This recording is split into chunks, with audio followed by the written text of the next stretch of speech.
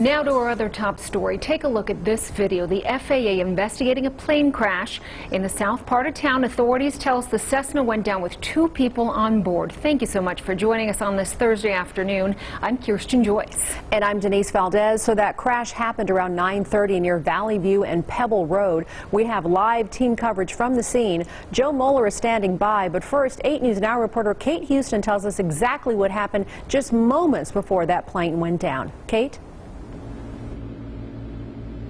Yes, Denise, I'm standing in front of the construction site. This is where the plane crashed this morning. I'm going to step to the side so you can see this steel wall behind me and those dark markings that are spread across it. That's from the fire that started directly after the crash. Now here you can see video of the plane just moments before it went down. It was flying fairly low.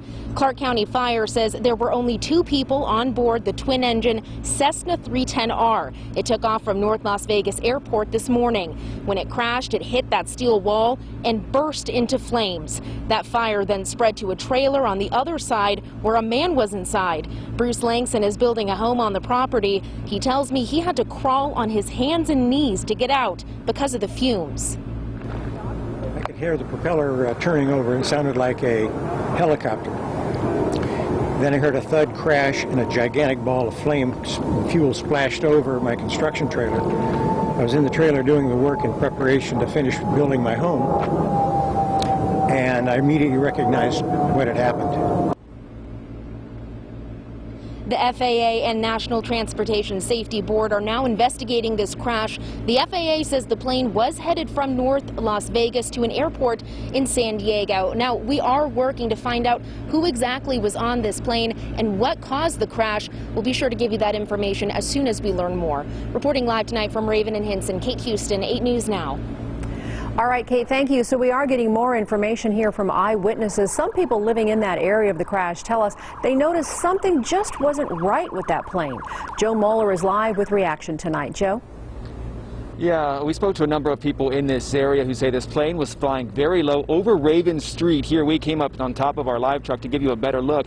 Now take a look at where this crash happened. You can see just how close it was to that road. This is video shot by Matthew Lowry. He says he thought the pilot in the plane was going to jump out before it crashed because it was so low. He told us he tried to run to the street and see if he could help anyone inside, but it was already on fire. He knew there was a problem with the plane because he saw it tilting and says a propeller was not working like the other.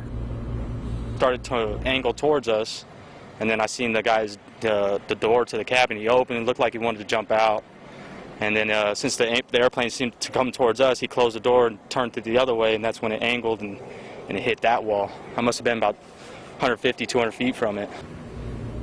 Now, several neighbors drove to this area to see what exactly was going on. All say it was too late when they got here.